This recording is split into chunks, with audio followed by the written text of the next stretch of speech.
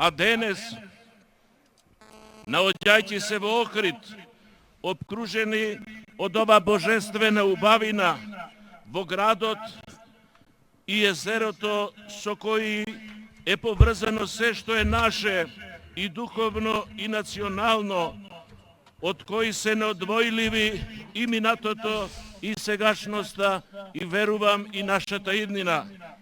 Охрид, ова древна и славна наша столица, била и останува да биде наша гордост и пред себе си и пред другите. Овој град, Свети Климентов и Самоилов, овој град на светињи и старини, овој град црква од цркви и темел на се што е наше, во кој на секој чекор во него чиниш сретнуваш книга и училница, отворени за навек, од кој се учи и поучува, од кој се расте и преобразува. А ова пак Бело езеро е нашата бања Витезда и нашиот вечен купел, благодарувани за сите наши рожби и чеда во Господа. Па денес, бивајќи среде ова езерска бистрина, собрани како и досега, и овој пат масовно да се мисловно да се пренесеме до спасоносниот Јордан и до сите води покрај кои што денес е збран народ, кој го слушнал гласот Господен, за и ние да го доживееме настанот и да го примиме Христа кој се јави, како што денес порачува Светата Црква на Богојавленскиот водосвет.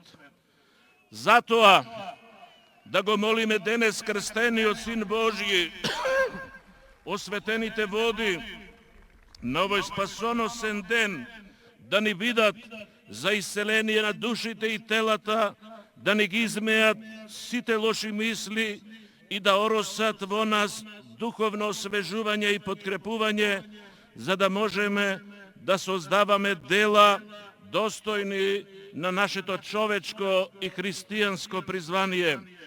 Оној кој слезе од небото и влезе во јорданските води, нека не озари со небесна светлина, за да го доживееме денешниот настан и да ја разбереме небесната објава и да не заборавиме Богојавлението ќе ги преобрази само оние кои што ја разбрале и живеат според вечната порака: покајте се, зашто се приближи Царството Небесно. Честит и вечен да ни е празникот. Честитки до сите присутни и посебно до оној што ќе го извади Светиот крст.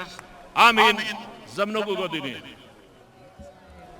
Еве по беседата на архиепископот Охридски македонски господин Стефан.